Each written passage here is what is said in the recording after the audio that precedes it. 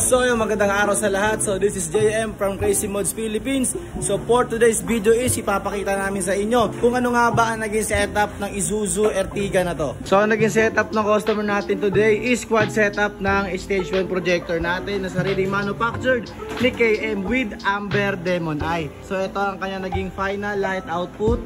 Ayan o, single cut-off po yan kahit naka-quad setup. Siyempre hindi pa pwede hindi ko ipapakita yung OAM na wiring. Ayan, so ito ang kanyang engine bay. So ulitin ko na quad setup po yan. Ito naman ang kanyang naging wiring. Ayan o, iisang wire loom lang ho yung makikita nyo. Ayan, so malinis ang pagkaka-wiring nito. Siyempre sa kabila din hindi pa pwede hindi ko ipapakita. Siyempre malinis din. Ayan o, naka-OAM look din yan.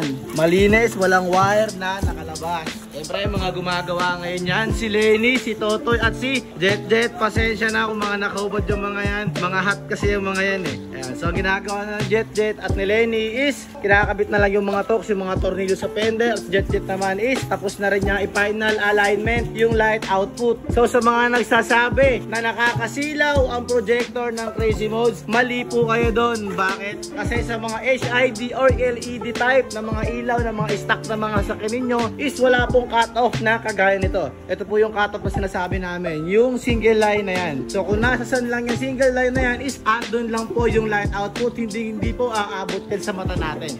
Ayan o. So hanggang tuhod ko lang siya. Ito hanggang hita. So andito lang yung bato ng light output ng projector ng Crazy Mods. So tapos na to. All goods na lahat. Ayan. So ito siya once na naka-park light tayo. So ito ang kanyang kulay ng Demon Eye is Amber DE. Ayan. Once na naka-park light tayo, dyan pa lang natin makikita yung Amber natin na Demon Eye.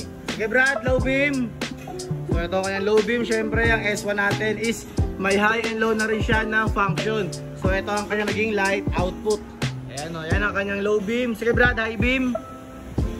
Ayan, so kung napapansin nyo yung yellow spot na yan, yung bilog, ayan po yung sinasabi namin na laser. Ayan po yung bago naming S1 projector na sarili manufactured na ni KM. Ayan o, may laser na po yung S1 namin. So all goods na to lahat. Sa mga may gusto ng ganitong klaseng setup, PM lang po kayo sa page namin, Crazy Mods Philippines. Bye bye!